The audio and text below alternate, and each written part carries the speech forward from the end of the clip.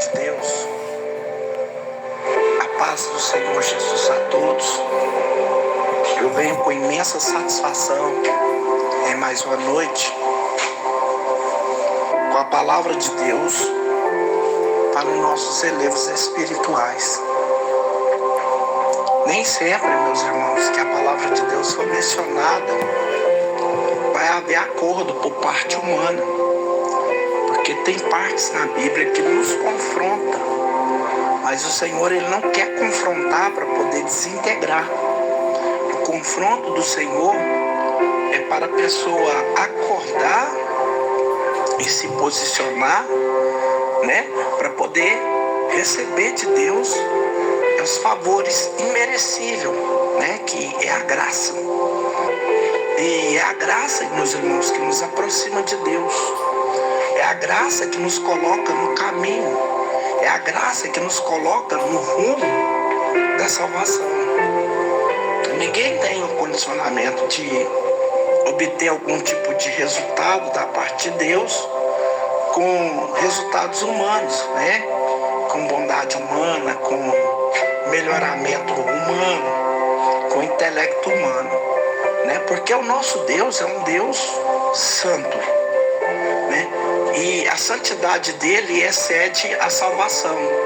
E essa salvação que é cedida pela santidade de Deus, ela só pode ser aplicada em nós através da graça. E para nós conhecermos a graça, nós temos que conhecer o todo da palavra de Deus.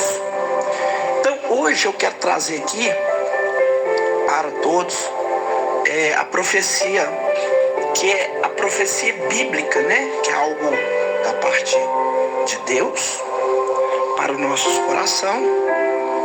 E aquele que ouvir até o fim, eu tenho certeza que vai ser muito edificado. Essas palavras que eu posto aqui, ela só é vista uma vez. Depois ela praga para mim também. O livro do profeta Daniel, no capítulo 9 e no versículo 23. Assim que você achar, digam glória a Deus bem feliz, porque essa palavra, meus irmãos, eu quero já antecipar de antemão que essa palavra que eu vou te trazer hoje não é para te confrontar e nem para me sentir melhor. O profeta Daniel, ele é um homem que tem um status com Deus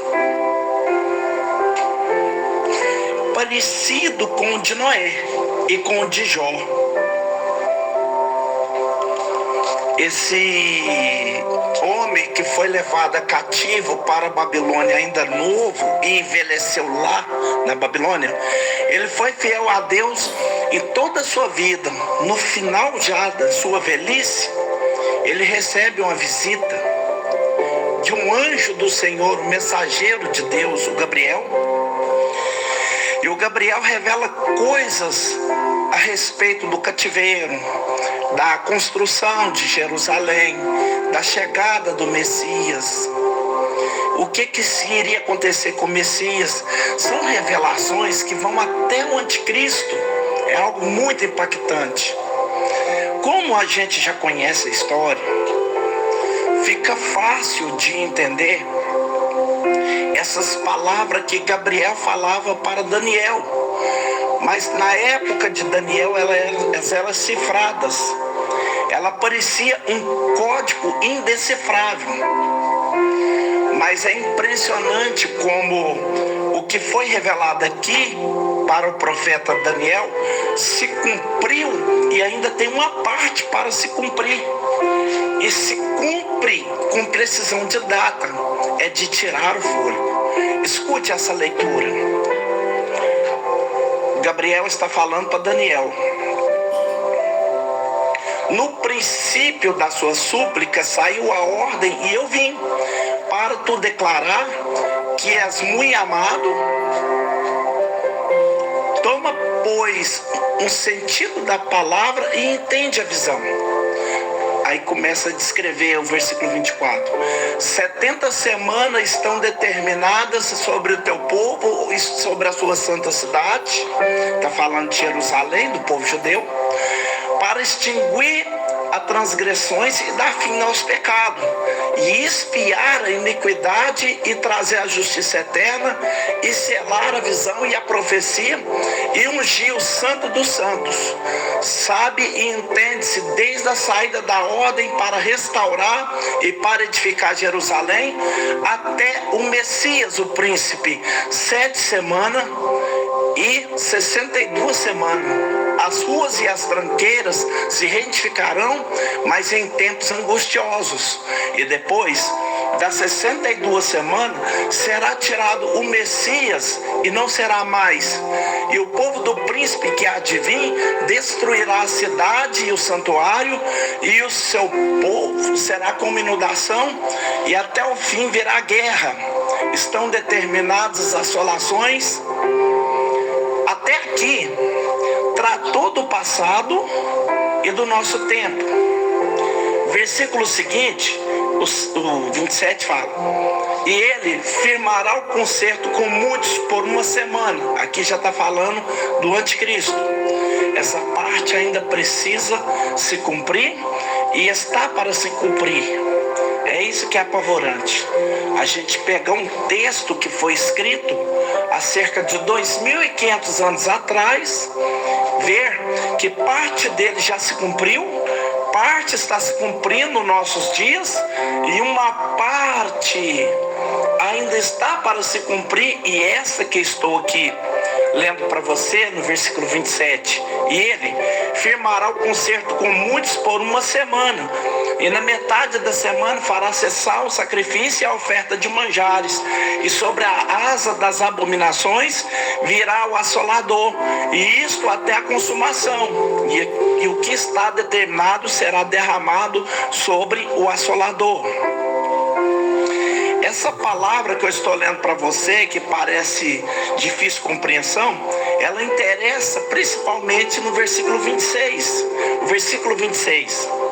E depois das 62 semanas será tirado o Messias, e não será mais. E o povo do príncipe que há de vir destruirá a cidade, o santuário, e o seu fim será de inundação. E até o fim haverá guerra. Estão determinadas assolações. Pessoal, nós voltamos agora os nossos olhar para Israel. E Israel é uma profecia pura, revelação constante da glória de Deus. Ainda que hoje a nação esteja divorciada de Deus, ainda que apenas um em Israel que acredita, que serve a Deus, mas de uma maneira que não agrada o Senhor, porque eles estão orando para Deus mandar o Messias. E o Messias, nós sabemos que ele já veio, e pela própria profecia, o profeta Daniel, a gente vê o cumprimento disso, mas eles não creem, não adianta. Eles não creem em Jesus Cristo. Eles dizem que Jesus é um Deus pagão. Eles continuam rejeitando Jesus Cristo, mas irão receber o anticristo como se fosse o Messias. Porque eles estão pedindo a Deus que manda o Messias, estão suplicando, e quando chegar o anticristo, vai enganá-lo eles com muita facilidade. Porque o que eles mais querem é paz para as nações em volta e para o mundo, e o anticristo vai oferecer esse acordo de paz. Por isso que é assustador que um país tão pequenininho, que é menor do que o estado de Sergipe, menor estado do Brasil, um país menor do que Sergipe, cause tanta comoção, influência e interferência de Deus no planeta. Como que pode uma coisa dessa? É coisa impressionante. Mas eu quero que você, que está interessado nas coisas do alto, que tem sede da palavra, que quer conhecer os mistérios de Deus. 70 semanas estão determinadas sobre o teu povo e sobre a tua santa cidade. Para o quê? Para extinguir a transgressão e dar fim nos pecados. Porque esse é o grande problema que a humanidade, entre a humanidade e Deus, a causa do sofrimento humano e do sofrimento de Deus também. Porque você acha que Deus não sofre com essa situação? Eu pergunto para quem é pai, para quem é mãe: se você vê o teu filho no caminho errado, se destruindo com má companhias, você vai conseguir dormir tranquilo? Se o teu filho não te respeita, ele não te obedece, não te honra, te maltrata, te ofende, grita com você, blasfema, vira as costas, você fica tranquilo? A mesma situação é o nosso Pai Celestial. Ele sofre, e ele sofre por causa do pecado humano, porque é muito triste para Deus ver um filho, uma filha se destruir. E não apenas destruir o seu próprio corpo físico aqui na terra, jogando a sua vida fora, mas destruir o principal, que é a alma, perder a sua alma. Deus sofre, meus irmãos, por causa disso, e a causa do sofrimento de Deus é o pecado. Então, 70 semanas estavam determinadas, porque isso já aconteceu.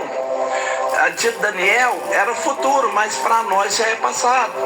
70 semanas foram determinadas sobre o teu povo e sobre a tua santa cidade, para extinguir a transgressão e dar fim ao pecado. Quer dizer que da época de Daniel, 70 semanas seria o prazo para liquidar de vez o pecado, expiar a iniquidade e trazer a justiça eterna. Ou seja, uma expiação de pecado que trouxesse a justiça eterna, como se fosse uma expiação intuitiva que não precisava ser renovada e nem substituída, e selar a visão e a profecia e o júri santo do santo. 70 semanas uma numeração de anos. Cada semana tem 7 anos. Aqui se fala de 490 anos. Uma semana de anos são 7 anos. 70 semanas vezes 7, 490 anos. Esse seria o prazo para que o povo de Deus, para que a humanidade recebesse algo que extinguisse. Olha só, que extinguisse. Não é quebrar o galho, esconder, ocultar ou deixar para lá, relevar, mas extinguir a transgressão e dar fim aos pecados. Acabar com o poder do pecado e expiar a iniquidade. Eu quero dizer, um pagamento que seria suficiente para liquidar a dívida da iniquidade e trazer a justiça eterna, selar a visão e a profecia e o júri santo dos santos, o lugar mais sagrado do templo de Deus ou do tabernáculo celestial. Aí no versículo 25 ele fala: sabe e entende. Agora preste atenção. Desde a saída da ordem para restaurar e para edificar Jerusalém, até o Messias, o príncipe, 7 semanas e 62 semanas. Quanto que é 7 semanas mais 62 semanas? Pensa aí. Você que é bom de matemática. 69 vezes 7. Em cada semana de anos, que é 7 anos, quantos anos que dá? Anote isso aí. Você que gosta de anotar, anota, porque isso é importante. 483 anos. Você sabe que a história da humanidade, ela é contada antes e depois de Cristo, não é verdade? Então, nós temos, por exemplo, que Nabucodonosor destruiu Jerusalém no ano 586 a.C. Aí o próximo ano que se conta, 585, 584, 545. até chegar o ano 0, aí começa o tempo da era cristã. Ano 0, ano 1, ano 2, ano 3 e assim por diante. Já estamos no século 21, então quer dizer que nós estamos numa contagem agora que é para crente. Só que antes de Cristo a contagem era para trás. Aqui então fala que 483 anos tem de se passar a ordem para se restaurar a cidade de Jerusalém até ao Messias. Então, se você pegar esses 483 anos e voltar no tempo para o início da era cristã, vai ultrapassar o ano 0, avançar e vai até o ano 27 da nossa era. O ano 27 da nossa era. E aqui está dizendo que o Messias ia estar na terra no final desse prazo. O que deu na contagem no ano 27 da era cristã. Você deve ter ganhado um livro que fala sobre isso. Você deve ter lido em algum lugar ou ouviu alguém falando. A explicação tem falando aí. Se você for acessar aí sobre esse relato que eu estou te falando, você vai entender o calendário gregoriano, né? Que ele tem um erro grave. Isso já é reconhecido desde a época do Vaticano. O mundo inteiro já sabe disso. Portanto, Jesus ele não nasceu no ano 0 da era cristã. Ele nasceu uns 6 anos antes. Você sabe que Jesus Cristo ele morreu aos 33 anos de idade, não é isso? Você sabe que Jesus Cristo pregou nessa terra durante 3 anos e meio. Começou a pregar quando tinha 30 anos de idade. Então você vai ter que Jesus Cristo começa o seu ministério no ano 27 da nossa era.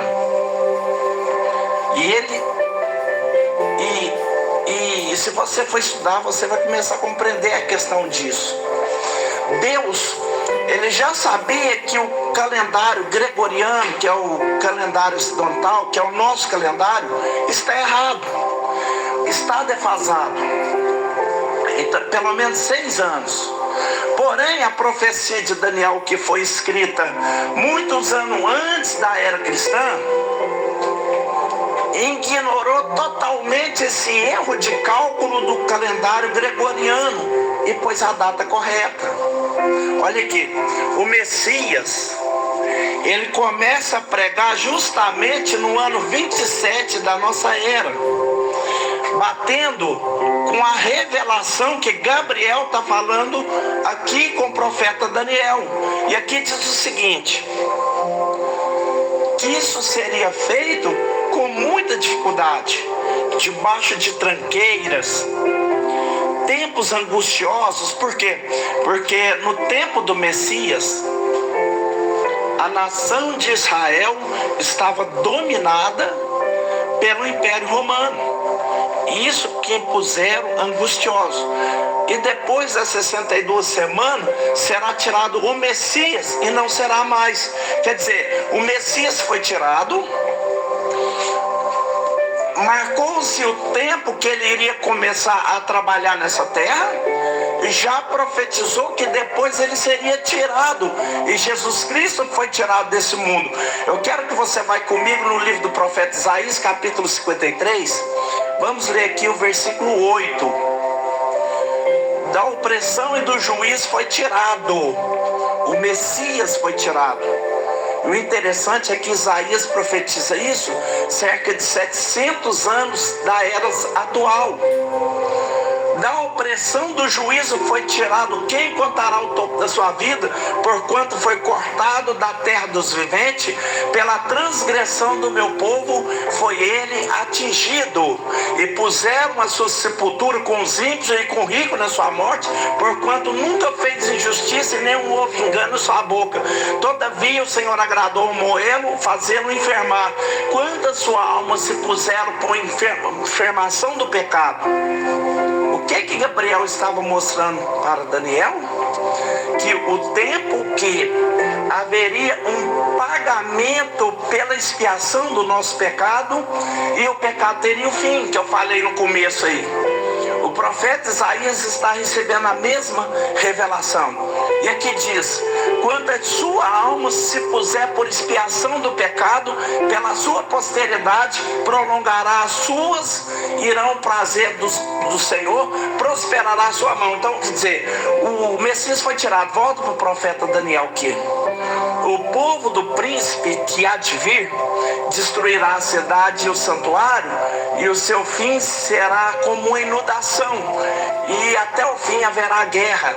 O povo do príncipe, que é o povo romano, né? No caso o Império Romano, significa então que o anticristo, ele tem um reino, e o seu reino está próximo. O seu império praticamente seja Roma, né? Pelas referências. E aqui foi profetizado a Gabriel que o povo do príncipe viria destruir a cidade e o santuário. Roma, no ano 70 da era cristã, cercou Jerusalém, sitiou a cidade e destruiu tudo, né? Imperador Tito, filho de Vespasiano. Jesus Cristo, naquele tempo, antes da destruição de Jerusalém, antes de se cumprir essa profecia aqui, que Gabriel está revelando para Daniel, Jesus Cristo profetizou a destruição de Jerusalém. E eu quero que você vá em Lucas capítulo 21, versículo 20, para nós confirmar isso. Jesus falou assim, isso antes da cruz, antes da crucificação: mas quando virdes Jerusalém cercada de exército, sabei então que é chegada a sua desolação. Então os que estiverem na Judeia, que fuja para os montes; os que estiverem no meio da cidade, que saiam; e os que estiverem nos campos, que não entrem nela, porque dias de vingança são estes, para que se cumpra todas as coisas que está escrita. Mas ai das grávidas e das que criarem naquele dia, porque haverá grande aflição na terra e ira sobre esse povo, e cairão a fio da espada, e para todas as nações será levado cativo, e Jerusalém será pisada pelo gentil, até que os tempos dos gentios se completem. No ano 70 da era cristã, o general Tito sitiou Jerusalém, e depois de um cerco prolongado, acabou com os cristãos da cidade, destruiu tudo, inclusive o templo. Não ficou pedra sobre pedra, conforme Jesus tinha profetizado. Não sobrou nada da cidade, e o povo foi disperso. É isso que eu quero que você veja aqui embaixo. Eu acabei de ler para você. E cairão a fio de espada, e para todas as nações será levada cativo. No ano 70 da era cristã, quando houve a destruição de Jerusalém, o povo de Israel, os descendentes de Abraão, os que não foram mortos, foram dispersos para todos os países do mundo, e a terra lá ficou deserta e possuída pelos gentios, isto é, pelos não-judeus, pelos estrangeiros, no caso, o exército romano. Jerusalém é uma cidade destruída e reedificada nas suas próprias linhas, e há muitas minas ali embaixo. Hoje, quando você visita Jerusalém, você não tem a Jerusalém dos tempos de Jesus, porque a Jerusalém dos tempos de Jesus está no subsolo, porque construíram em cima dos escombros, não ficou pedra sobre pedra, e o povo judeu foi espalhado para todas as nações da terra, conforme Jesus Cristo tinha profetizado, e assim ficou durante séculos. Jerusalém foi conquistada pelo Império Romano, depois foi conquistada pelos muçulmanos, pelos turcos, pelos britânicos. Muitos povos já se apoderaram de Jerusalém, os gregos, os persas e assim por diante. Mas aquilo ficou uma desolação só. Por quê? Tudo isso aconteceu com Israel e com Jerusalém. Por que causa? Jesus Cristo, nessa ocasião, quando ele profetizava, ele chorou.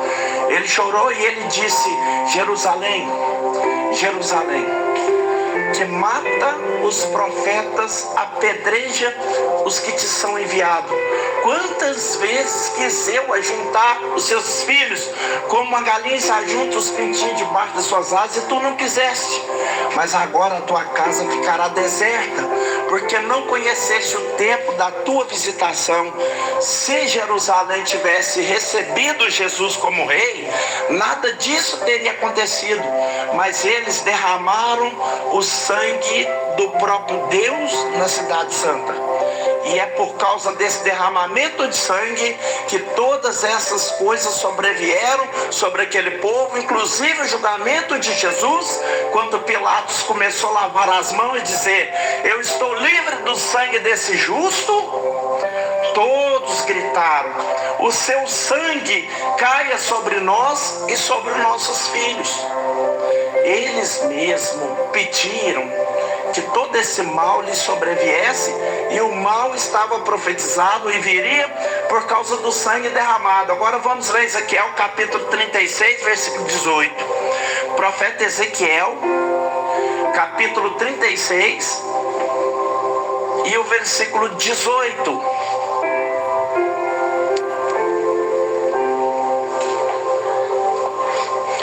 Deus falando: derramei, pois, o meu furor sobre eles, por causa do sangue que derramaram sobre a terra e dos seus ídolos com que contaminaram. E o espalhei entre as nações, e foram espalhados pelas terras, conforme os seus caminhos, conforme os seus feitos, eu os julguei. E chegando as nações para onde foram, profanaram o meu santo nome, pois se dizia deles: estes são o povo do Senhor, e saíram da sua terra.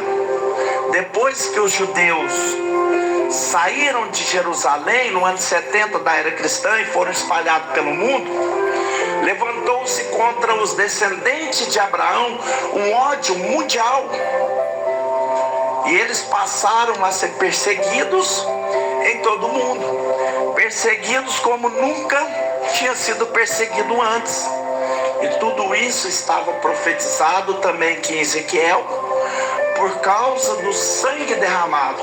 Mas Deus diz assim no versículo 21: mas eu os poupei por amor do meu santo nome, que a casa de Israel profanou entre as nações para onde foi. O mundo falava mal do Deus de Israel por causa dos descendentes de Abraão. Por causa do que eles fizeram, Deus acabou sendo blasfemado entre os povos. Versículo 22. Dize, portanto, a casa de Israel: assim diz o Senhor Yahvé, não é por vosso respeito que eu faço isso, ó casa de Israel, mas pelo meu santo nome que profanaste entre as nações por onde vos foste. Eu vos santificarei o meu nome, que foi profanado entre as nações, ao qual profanaste no meio delas, e as nações saberão que eu sou o Senhor, diz o Senhor Yahvé, quando eu for santificado aos seus olhos. Aí Deus faz a profecia no versículo 24: e vos tomarei dentre as nações, e vos congregarei de todos os países, e vos trarei para a vossa terra. Deus estava dizendo: eu espalhei, mas um dia eu vou trazer vocês de volta.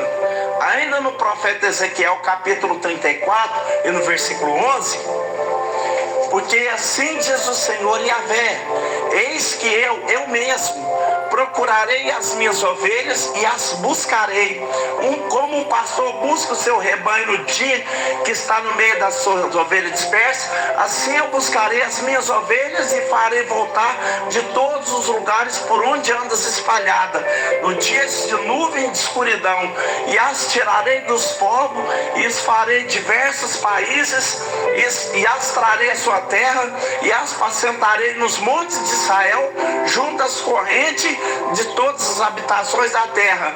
Em bons pastos apacentarei, e nos altos montes de Israel será a sua malhada. Ali se deitarão a boa malhada e pastarão pasto gordo nos montes de Israel. Eu apacentarei as minhas ovelhas e eu as farei a repousar, diz o Senhor Yahvé. Então Deus aqui está profetizando que depois que tudo que aconteceu, um dia ele enviar pessoalmente, criar um rudimento mundial para trazer de volta as suas ovelhas. Agora você vai ver uma revelação impressionante sobre isso e muito atual no livro do profeta Isaías, capítulo 60, versículo 8. É muito impressionante o que nós vamos ler agora. Aliás, eu vou ler desde o versículo 1 para você entender o contexto. Isaías capítulo 60. Levanta-te, resplandece, porque já vem a tua luz e a glória do Senhor vai descendo sobre ti. Porque eis que as trevas cobriram as terras e as escuridão os povos, mas sobre ti o Senhor virá surgindo e a sua glória descerá sobre ti. E as nações caminharão sobre a tua luz e os reis ao seu esplendor que te nasceu. Levanta ao redor os olhos e vê, todos estes já se juntaram e vêm a ti. Teus filhos virão de longe e as tuas filhas se criarão ao teu lado. Então a verás e será iluminado, e o teu coração estremecerá e se alargará, porque a abundância do mar se tornará a ti e as riquezas das nações a ti virão. A multidão de camelos te cobrirá, os dromedários de Midian e Efa, todos virão de Sabá, ouros e incenso trarão e publicarão os louvores do Senhor. Todas as ovelhas de Quedar se congregarão contigo, e os ganeiros de Nebaiote que seguirão com agrado subirão ao meu altar, e eu glorificarei a casa da minha glória. Agora vê o versículo 8. Quem são estes que vêm voando como nuvens e como pombas às suas janelas? Como que o profeta que viveu 2.700 anos atrás, aproximadamente, escreve esta pergunta no meio da profecia, porque está tendo uma visão. Deus falou que ia trazer o seu povo de volta de todos os países da terra, e ele teve uma visão, e ele diz: quem são esses que estão vindo de todas as partes, voando nas nuvens, e parecem pombas na janela? O que ele está descrevendo?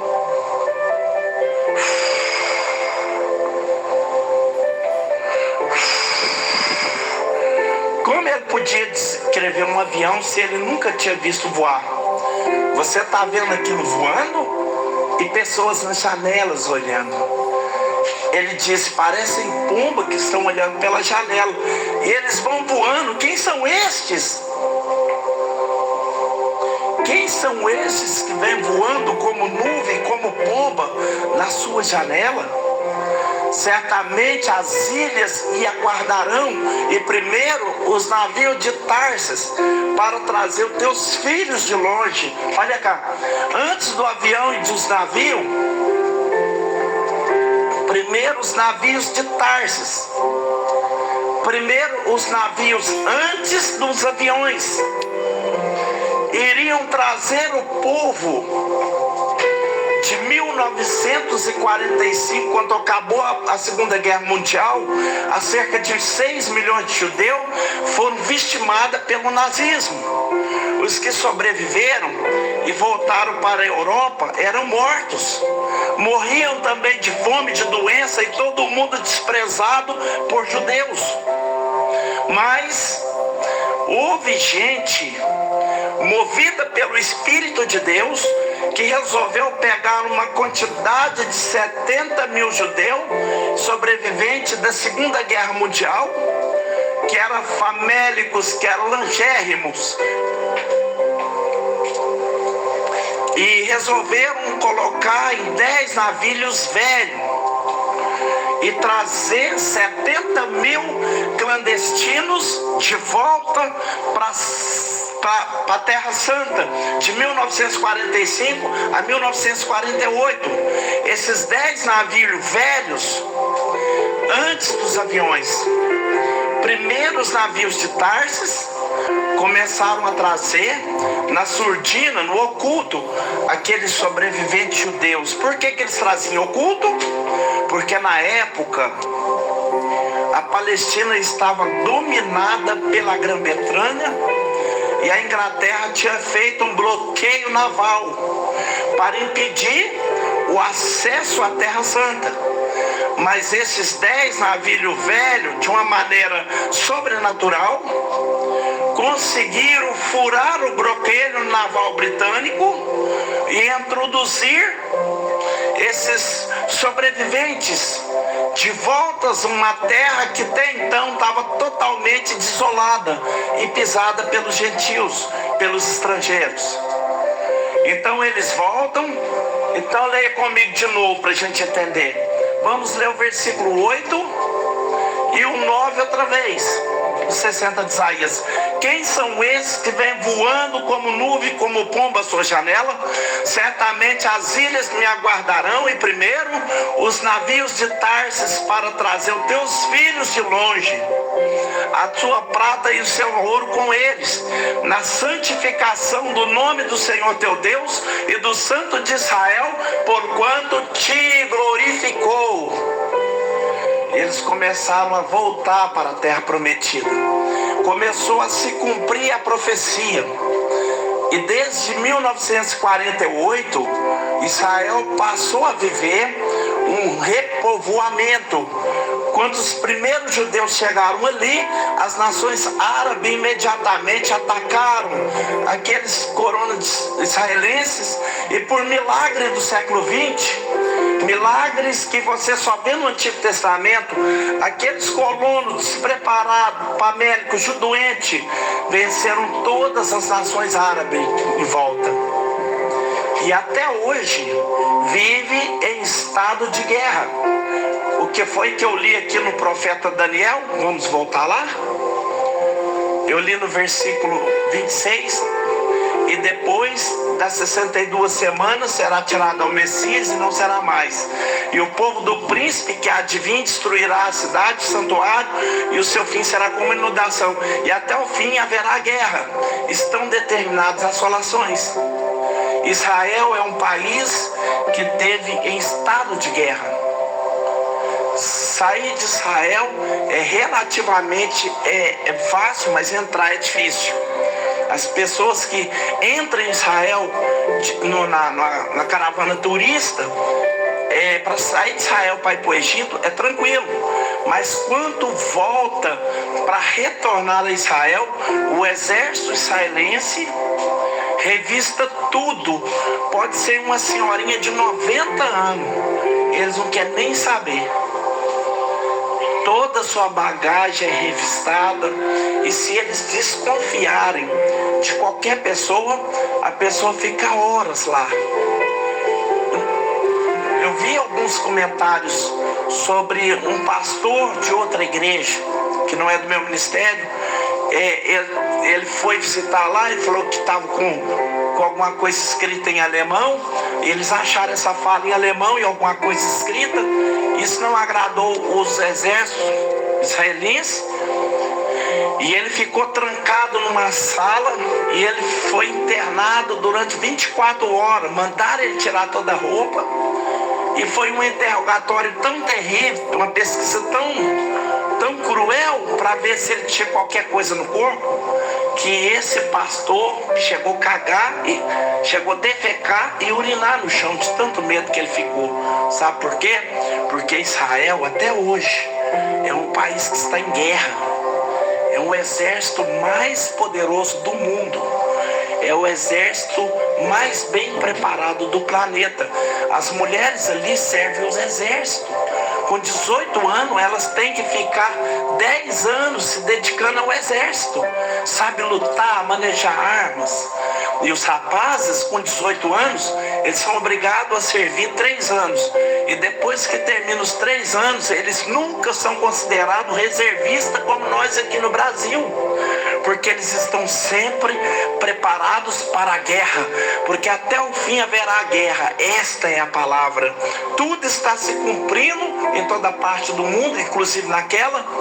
E em Israel, o cumprimento dessa palavra, onde Deus prometia trazer os filhos de longe.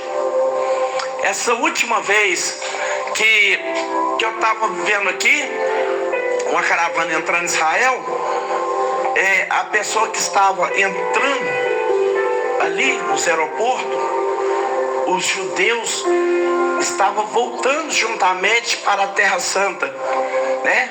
E no outro dia seguinte, né, num documentário, eles foram no passeio cultural, nos museus, onde os museus são frequentados por vários turistas, né? Não estou falando de Roma, porque Roma também matou muitos judeus, mas falando sobre Jerusalém, né? Museus que são frequentados por turistas, né, que foram visitados em Jerusalém, o congestionamento, né?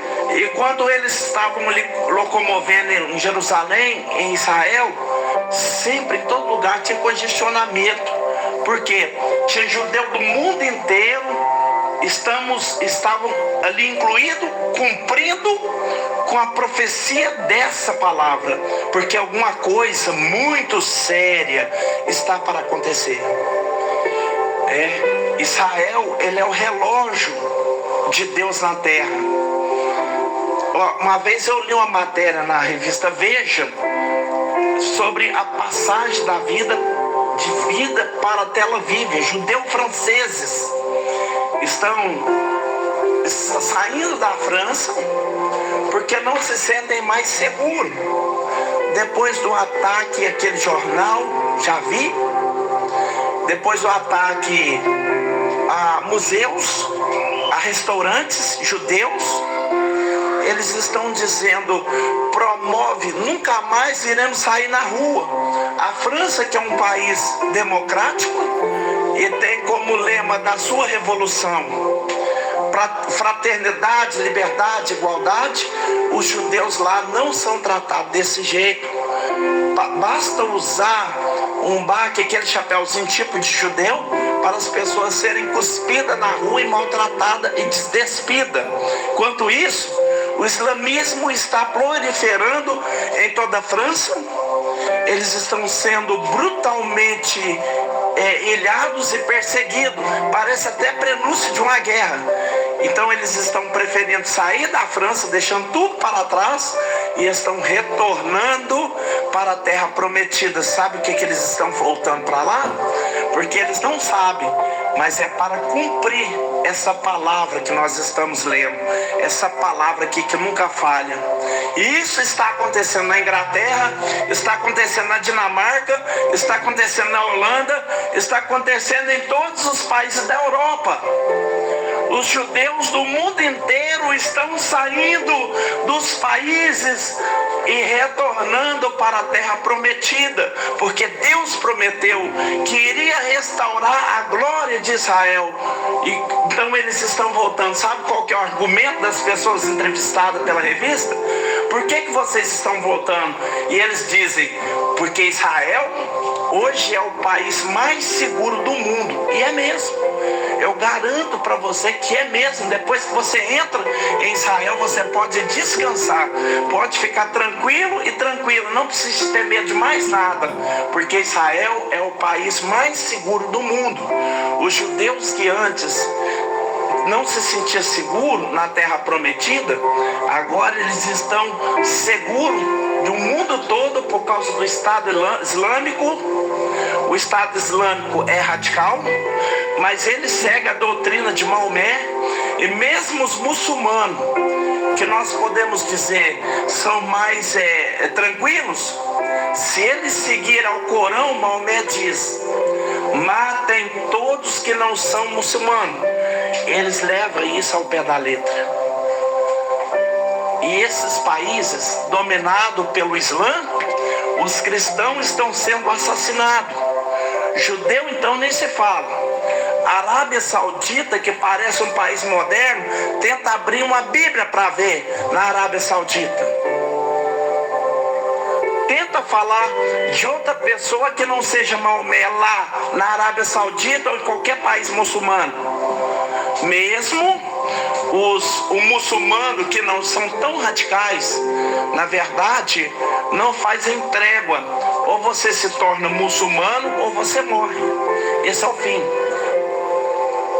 Ou seja, o Islã, ele se multiplicou no planeta inteiro, está infiltrado em todo mundo, está radicalizando. E eles estão determinados a dominar o mundo. Já estão dominando a Europa, e a Europa democrática e banana não fazem exatamente nada. Vai dando liberdade, liberdade, liberdade, e eles estão aprontando cada vez mais. Por quê? Porque o muçulmano, ele pode ter 10 esposas, e com cada esposa ele faz 10 filhos. O judeu e o cristão, coitado de nós, só pode ter uma mulher. E cada um de nós, um filho tá bom, a gente não quer fazer 2 no máximo, né? Alguns é próximo com mais. Mas sabe o que vai acontecer? Vai ter mais muçulmano do que chinês no planeta. Mais do que 20 anos, vai demorar muito. A quantidade que eles já se multiplicaram é suficiente para iniciar uma perseguição que vai dar causa àquela guerra que está profetizada há muito tempo na palavra de Deus. Jesus profetizou. Jesus disse: vai chegar um tempo em que muitos vos matarão e julgará estará prestando serviço para Deus. O Deus deles é Alá. Alá quer dizer Deus. E eles matam mesmo. Eles matam porque eles acham que estão fazendo um serviço para Deus. Esse é o cenário. Temos em Israel o Mar Morto, que está morto há milhares de anos, e o processo de ressurreição. O Mar Morto está no processo de vida. Por que o Mar Morto tem que mudar, deixar de ser o Mar Morto, para se tornar um mar de vida? Porque alguma coisa está para acontecer no planeta. Guerras, rumores de guerra, peste, fome, terremotos em vários lugares, desamor, violência, o mundo de perna pro ar. Todos os valores da palavra de Deus estão sendo subjugados, desprezados. Tudo que a palavra de Deus estabelece para a sociedade, seja ela de qual credo for, os costumes estão sendo divertidos e os judiciários estão provando tudo. Os nossos congressistas e também os congressistas do mundo todo estão aprovando tudo. Então, nesse momento, tudo pode ser que tudo seja permitido. Legaliza-se as drogas, pratique o que quiser, faça as uniões que quiser, e as leis cada vez mais relaxadas, e o mundo está de perna pro ar. As pessoas estão sendo assassinadas e mortas. A impunidade é total. Miséria, carestia, inflação, superpopulação, confusão espiritual, egoísmo, culto ao corpo, vaidade. Essa é a sociedade mais materialista de todos os tempos. Esta é a sociedade mais vaidosa de todos os tempos. A humanidade está preocupada só com a dieta, só com o exercício, com a academia, com o corpo, e as pessoas esqueceram o mais importante, que é a alma, é o espírito. E igrejas na Europa estão vazias, ou então virando discoteca ou bares, danceterias. Igrejas vazias no mundo todo. Mas eu louvo a Deus por aquilo que está acontecendo aqui no Brasil, porque nós podemos dizer um verdadeiro avivamento está acontecendo nesse tempo, e o Brasil hoje é responsável pela evangelização do mundo. O mundo se esqueceu de Deus, mas os adeptos de Maomé, eles estão cada vez mais radicalizados. O que está para acontecer nesse planeta? Guerras e rumores de guerras. Israel, que é um país, como eu te disse, é menor do que o estado de Sergipe, e eu estou falando do menor estado do Brasil. Israel é menor do que Sergipe. Uma boa parte de Israel é pedra e areia. Só o norte que é mais fértil. O país minúsculo, com tanta tensão da terra, um lugar de conflito permanentes. Lá está Jerusalém, a cidade do nosso rei, a cidade do grande rei. Coisas estão para acontecer nesse planeta. E mesmo dentro de Israel, ninguém se dá conta. Estamos vivendo um período crítico, igreja.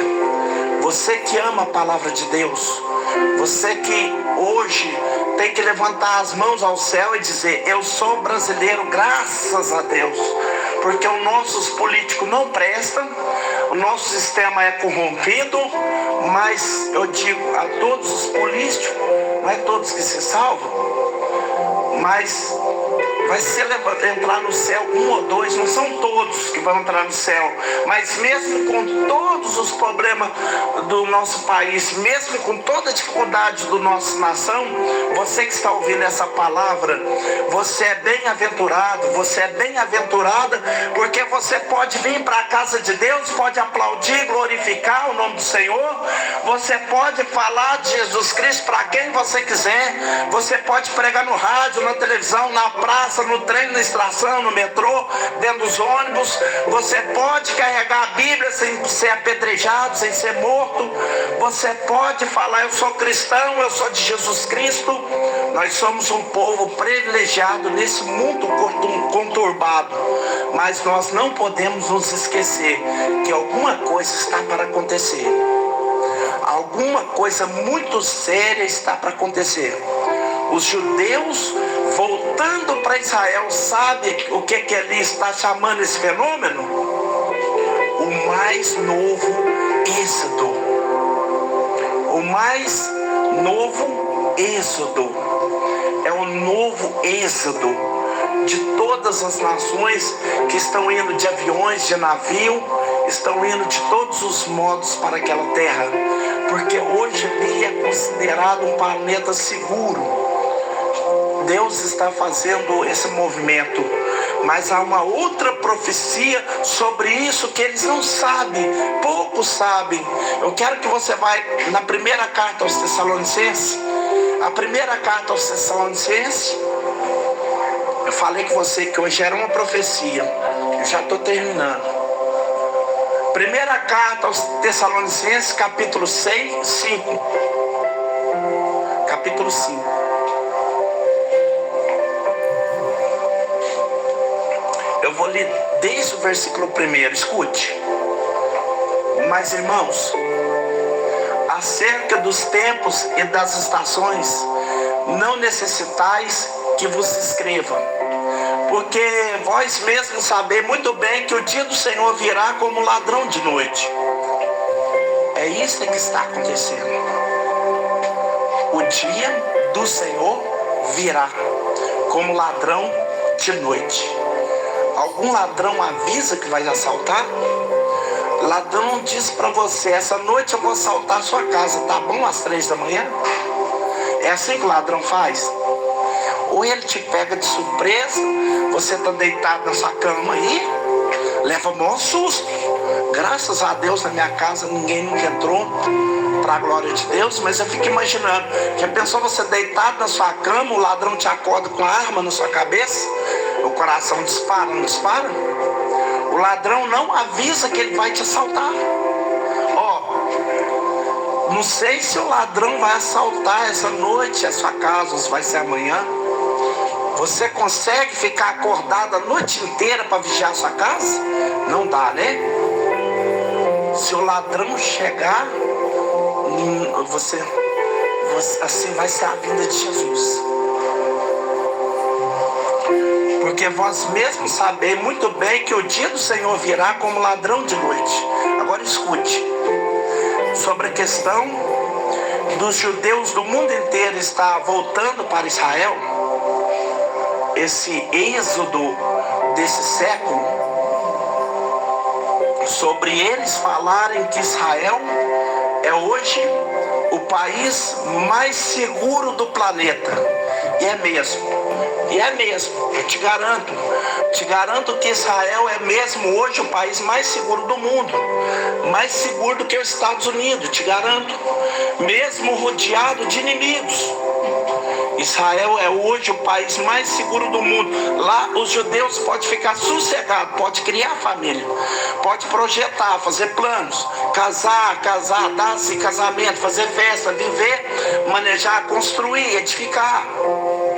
Mas aqui diz, no versículo 3 da profecia: pois quanto disserem a paz e segurança, então lhe sobrevirá repentina destruição, como dores de parto daquela que está grávida, e de modo nenhum escaparão.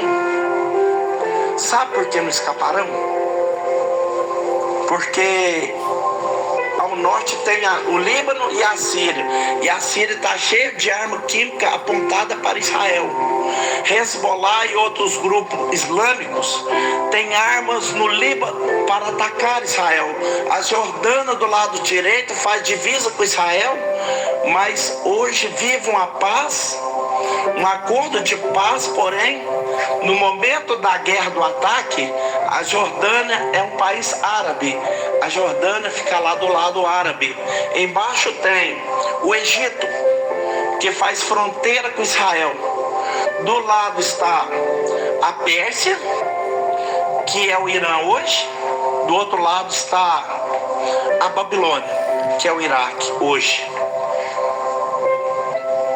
Israel está cercado de países inimigos, com armas poderosas apontados, e todos eles querem a extinção de Israel. Eles não querem acordos de paz. Israel tenta tudo para viver em paz com seus vizinhos. É como a cidade de Belém, onde nasceu Davi, nasceu Jesus, e diz para os palestinos: se a gente der o Belém para vocês, vocês param de guerrear contra a gente? Sim. Tem a faixa de Gaza, a NASA está ali toda hora jogando mísseis em Israel. Só que a faixa de Gaza fica dentro de Israel. Vê se você entende disso. É como se fosse o estado de Mato Grosso. Veja mais ou menos a posição. Na mesma posição do estado de Mato Grosso, aqui no Brasil, assim é a faixa de Gaza dentro de Israel. E eles estão dentro de Israel, jogando mísseis contra Israel, e Israel destruindo os mísseis nos ares. Né? Israel tem um estágio de defesa que é o mais avançado do mundo. Né? As nações embaixo, o Irã construindo bomba atômica, porque eles querem varrer Israel do mapa. O presidente do Irã já falou isso várias vezes: nós queremos varrer Israel do mapa. Não queremos paz com os judeus, queremos a extinção dos judeus. A profecia aqui está falando que os judeus que estão voltando para a terra prometida estão lá porque sentem que ele é o lugar mais seguro do mundo. Mas a profecia diz: quando disserem a paz e a segurança, então lhes sobrevirá repentina destruição. E Jesus disse: se aqueles dias não fosse abreviado, nenhuma carne sobreviveria. Sabe por quê? Porque é bomba atômica. O que está para acontecer? A grande tribulação. Tudo está pronto. O mundo hoje está um lixo, está um caos, mas você não viu nada. Espero que nós não venha de ver. Por isso que eu prego todo dia. Espero que você ouça essa palavra e se arrependa. Espero que você escute isso como advertência e pare de viver como está vivendo. Entregue a sua vida para Jesus Cristo e sirva o Senhor Jesus fielmente todos os dias da sua vida, ou pelo tempo que ainda nos resta. Espero que você ouça, porque a grande tribulação será muito pior do que você está vendo hoje no mundo, muito, muito pior. Mas só vai passar pela grande tribulação aqueles que são desviados e aqueles que não quiseram ouvir o apelo amoroso de um Salvador banhado de sangue.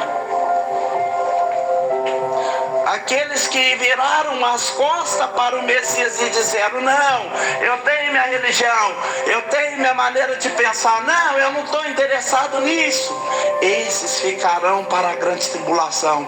Mas aquele e aquela que receber Jesus Cristo, Filho de Deus, o Messias, aquele que extinguiu o pecado com o único ato, aquele que fez pagamento pela nossa iniquidade, aquele que pagou pela expiação da nossa dívida, quem receber Jesus Cristo como único, suficiente, exclusivo e eterno Salvador, vai ter o seu nome escrito no livro da vida do Cordeiro.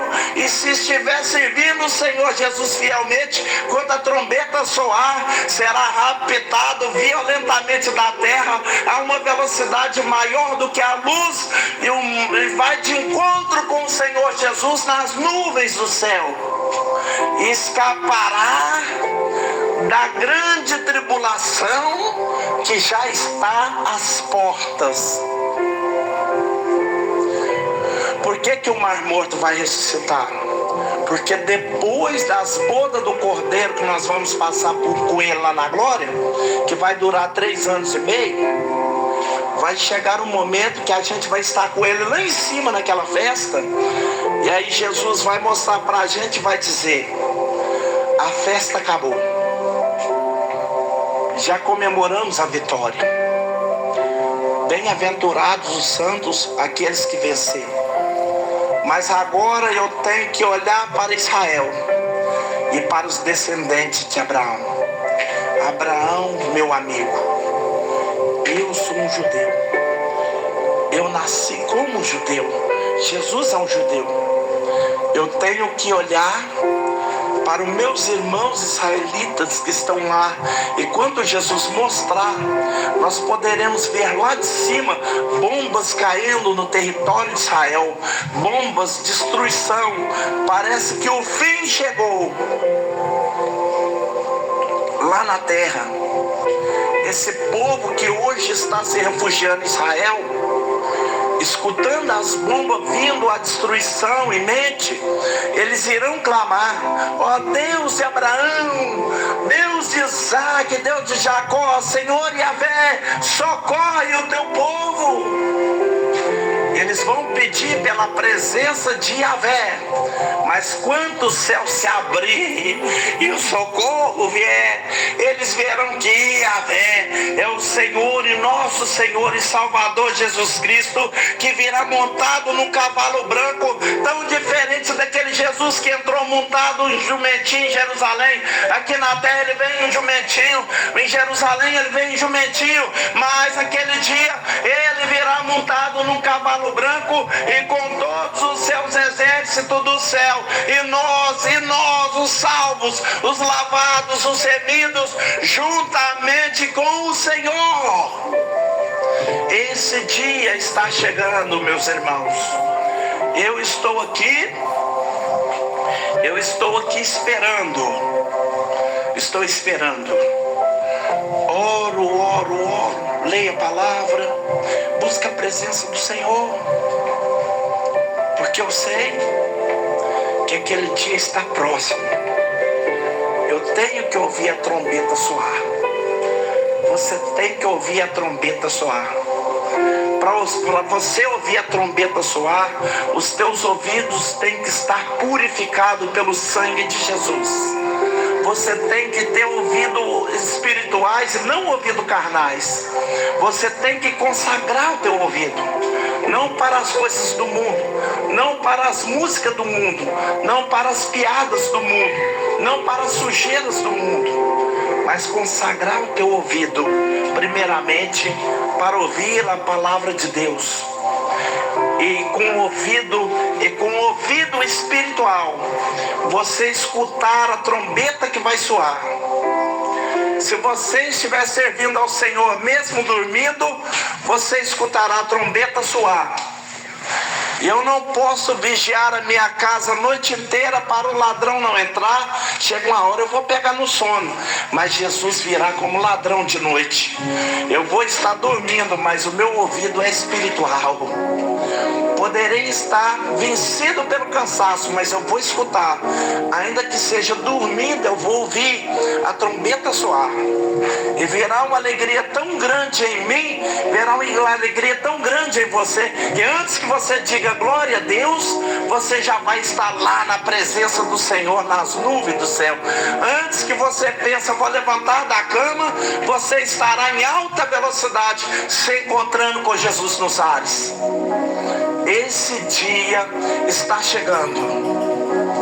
O que mais você quer esperar ou adiar? Por que você continua vivendo no mundo, fazendo as coisas que você está fazendo, sabendo que o tempo está tão próximo? Por que você vai continuar afastado, afastada da casa do teu pai? Por que você vai continuar dividido entre dois caminhos? Por que você vai continuar levando a vida como você está levando, sabendo que esses tempos são trabalhosos e difíceis e que a hora é de jejuar e orar? Meus irmãos, hoje, meu querido, minha querida, foi um encontro que Deus marcou para você se prostrar aos pés do Senhor Jesus e dizer: eu creio que no ano 27 dessa era, o Senhor veio a esse mundo e fez o pagamento definitivo por todos os nossos pecados. Eu creio que o Senhor ofereceu o teu sangue puro e carmesim para acabar de uma vez por todas com os meus pecados, com os nossos pecados, com um fim nos nossos pecados. Eu creio que o Senhor fez essa obra de expiação. Eu creio que o Senhor foi tirado, que a vida do Senhor Jesus foi tirada, mas a morte não pôde deter e nem o inferno pôde se consumir. Eu creio que o Senhor Jesus ressuscitou. Eu creio que Ele subiu